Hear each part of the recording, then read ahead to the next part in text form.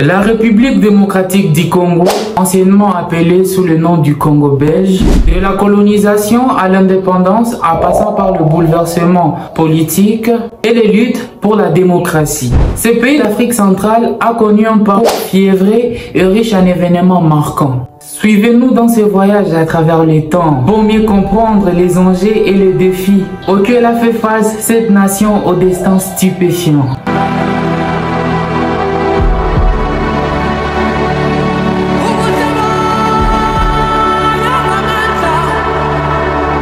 Mais avant de plonger dans notre histoire, j'aimerais vous parler des MJ Moda. MJ Moda est une boutique d'habillement en ligne dont leur style est unique où chaque tenue raconte une histoire. Avec MJ Moda, exprimez votre personnalité avec des choses qui sont à la tendance.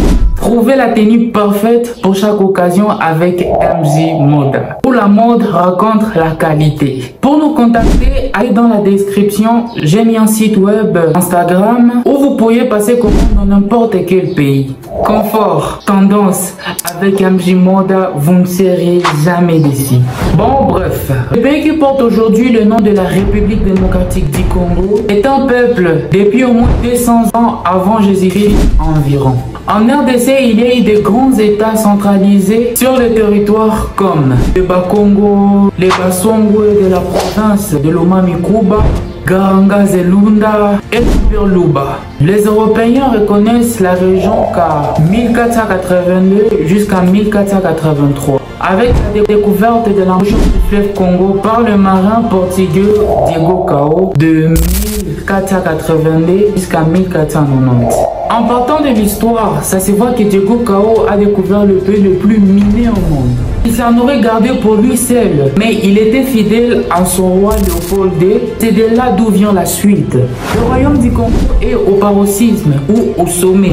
À partir de 1879, l'explorateur Henri Morton Stanley, de 1841 jusqu'à 1908, il explore l'intérieur du pays pour le roi de Belge Léopold II. Au cours de la conférence de Berlin, de 1884 jusqu'à 1885, ce dernier parvient à reconnaître à d'autres puissances européennes la prise de possession du Congo.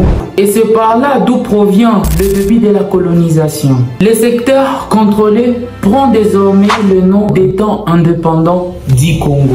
Que Léopold II soit en fait le propriétaire de la République démocratique du Congo. En 1908, le Parlement belge reprend par legs du roi Léopold II la garde sur le territoire nouvellement appelé Congo belge. Et enfin, le 30 juin 1960, le Congo arrache à la Belgique son indépendance. Et c'est là le début d'un nouveau Congo. Et c'est là aussi d'où provient une autre question. Est-ce qu'après l'indépendance, au Congo, il y a eu la paix? Je doute fort. Patrice Lumumba, né en 1925 et mort en 1961, joue un rôle majeur dans cette émancipation chargée d'espoir. Bien sûr, les Congolais ont eu leur indépendance, mais en réalité, l'indépendance a basculé le pays dans le chaos. Dans quelle manière le pays a perdu son sens du terme? C'est le fait de voir les Katanga puis les Kasaï faire succession, régnant pour leur vie. Le Belge s'enfuit, puis les Nations Unies envoient des troupes. Le gouvernement congolais se succède après l'assassinat de Lumumba en janvier 1961. Et par la suite, en 1965, Joseph Désiré Mobutu, né en 1930 et mort en 1997, chef d'état-major, prend le pouvoir par coup d'état à Joseph Kasavubu. Et c'est là où le Congo retrouve une certaine stabilité au prix d'un régime autoritaire. C'est là où le nom des Zaïre fait surface. En 1971, Mobutu se maintient au pouvoir pendant 32 ans. Et en 1997, l'avancée de l'Alliance des forces démocratiques pour la liaison du Congo, AFDL, une force armée rebelle, l'oblige à fuir Kinshasa. Le régime tombe affaibli par la crise économique, discrédité par la corruption et abandonné par la puissance occidentale. Le porte-parole de l'AFDL, Laurent Désiré Kabila, se proclame chef d'État en 1997. Le pays change encore une fois de nom, devenant la République démocratique du Congo.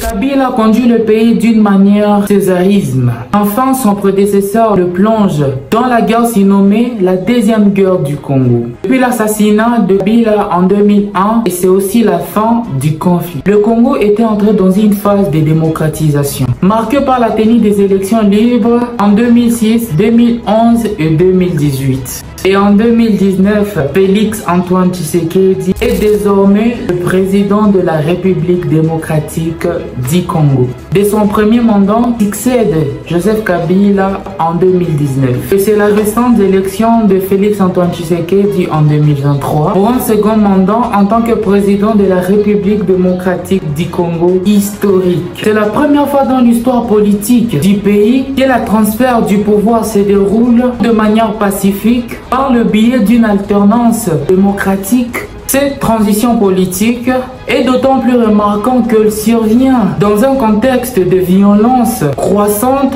dans l'est du pays. Félix Tshisekedi a été réélu pour continuer à diriger le pays et de faire face aux défis et des crises en cours. En cette période charnière de la République démocratique du Congo, l'élection de Félix Antoine Tshisekedi pour un second mandat ouvre la voie à une nouvelle ère de démocratie et d'espoir pour l'avenir du pays. Nous espérons que cette transition historique marquera le début d'une nouvelle ère de paix, de stabilité et de prospérité pour tous les citoyens congolais. Merci de nous avoir suivis dans cette analyse. N'oubliez pas de liker et de partager cette vidéo si vous l'avez appréciée. Et abonnez-vous à la chaîne pour ne manquer aucune de nos futures publications. C'est Enoch NKZ. À bientôt dans une prochaine épisode. À plus.